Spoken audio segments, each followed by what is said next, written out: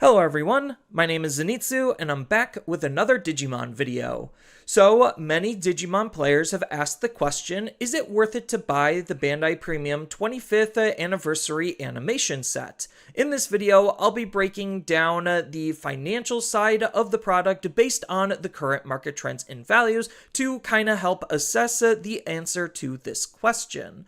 This is a Bandai Premium set that's featuring all new illustrations of the different series featuring the anime protagonists in a sequential order and timeline based on the Digimon anime that's been going on for about 25 years now. This product contains the following items, which is going to be 20 total cards, 10 different cards, 2 of each, a long storage box, a playmat, Digimon sleeves, which are going to be 5 egg sleeves and 50 sleeves for your main deck, and all of this could be yours for the low price of $70 plus shipping and handling. So if you want to take a look at what these items actually look like, this is the playmat. I think it's actually a pretty nice playmat in terms of its overall design and the representation between the protagonists and their main Digimon. Then we have the storage box, which again is going to be featuring the protagonists in that sequential order, kind of giving the date range of when Digimon's first season started and where we currently are today. Then you're also going to be getting the sleeves, which the egg sleeves are going to be the one that's going to feature the adventure cast, and the deck sleeves are going to be the one that has the same exact art as the playmat.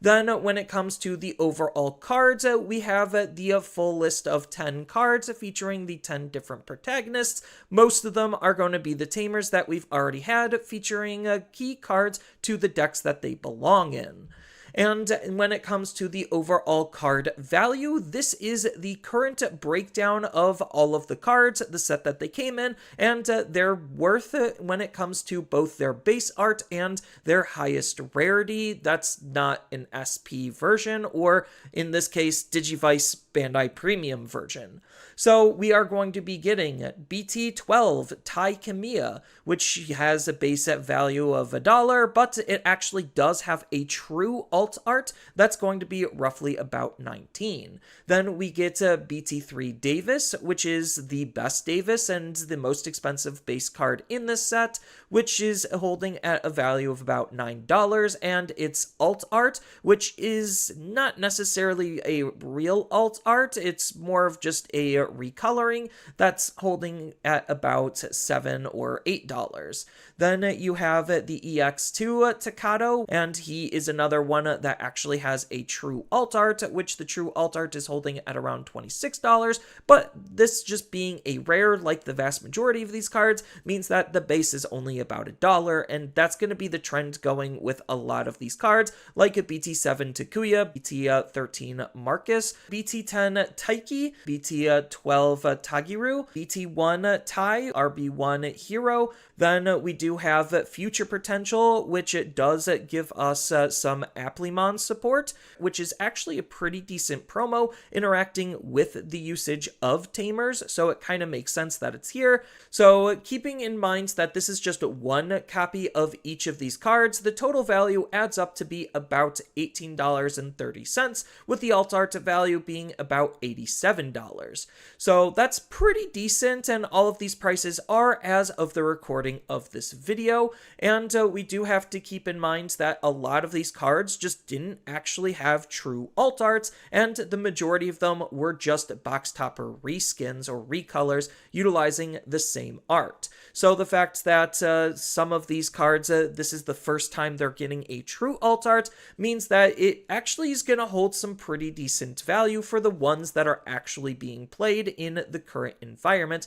because that's one huge aspect to the value of cards is playability. But I think on average, the base value of any given card that's not like highly specifically playable in the current meta is going to hold a rough estimated value of about $2 to $5, and obviously the more played tamers are going to be the ones that are going to perform better and hold more overall value. And if you want to just multiply that overall value by 2 so you could kind of get a base idea of what you're going to be working with when it comes to the card values, then by all means, feel free to take that into account when figuring out how much the set is actually going to be worth, just utilizing base rarity values. So we do know that there's going to be other aspects to the set than just the cards themselves, and we do have to mention the supplies because sometimes the supplies actually do hold some value.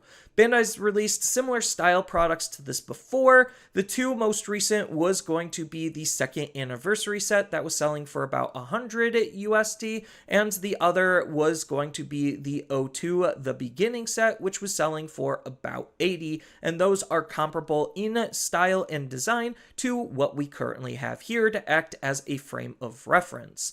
We already know that playmat and sleeves, in terms of a set, generally sell for about $35 when it comes to what Bandai was selling it on some of their other products like Tamer Set 3. If you want to break that down even further, you could just say that the MSRP for just any old pack of Bandai sleeves is about $8, so the rest of that value would go towards the playmat, which usually is about $20 to $30. Then when it comes to the actual storage box, that kind of varies based on the design and size, but on average, a larger box is usually going to run you around $20. So if you just add all of that up, the overall supply value should be roughly around $55, again, on base, not taking into account any designs. So, like I kind of already mentioned, we do have other similar items that Bandai has made to be able to act as that frame of reference, and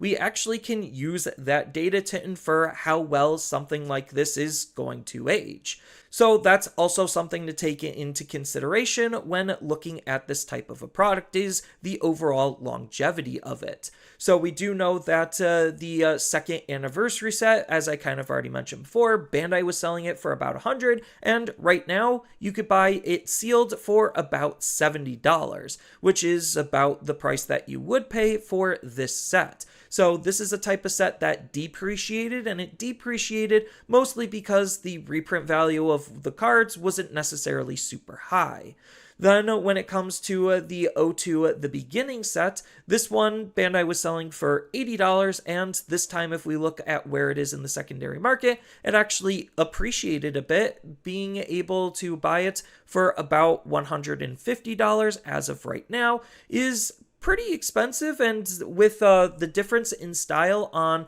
what the types of cards were, I think this is going to follow more of the latter suit rather than the former, so I think that this type of a product is actually going to appreciate. By how much, I don't necessarily know. But when looking at the big picture, paying less than those two sets, being at $70, is definitely not necessarily bad considering what you're going to be getting. So the majority of the more playable cards from my perspective is going to be in BT3 Davis, BT1 Tai, and Future Potential, being the most generic cards that can fit into a lot of different decks. But when it comes to the other cards, they're good playable cards for their respective decks, so Bandai actually did a pretty decent job at having a good choice of tamers to select for the different protagonist decks. So we do have to keep in mind that this unfortunately is not going to be shipping out and delivered until May of 2025.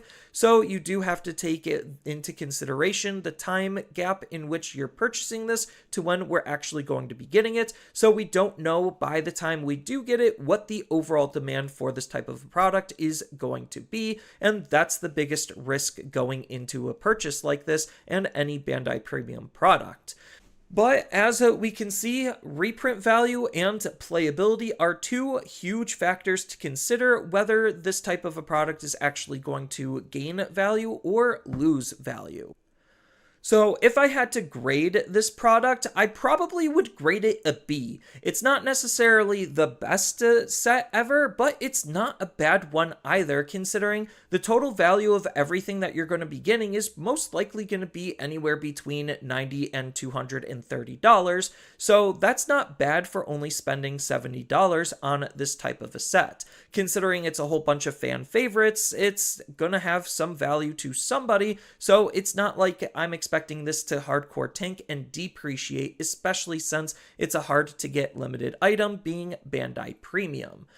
So if I had to pick a middle ground on where I realistically think this set is going to settle when it comes to sealed on the secondary market, it's probably going to be around the $100 to $130 range, which again is not too bad if you're just looking to flip it, but if you're actually looking to open it up and have a good time with it, well, then that's going to be basically priceless. There's a couple of things that you should always keep in mind when thinking about investing in this type of a product, and that is the art, cards, and supplies are always a personal preference. You should get what you want regardless of how I feel and regardless of what I rate the product of. Sleeve quality is unfortunately something that I don't generally rave about because I've played with Bandai sleeves before and they're not necessarily good sleeves, but if you want to use the sleeves, I would highly recommend you get some outer sleeves because Bandai sleeves do generally have good art that you would want to show off.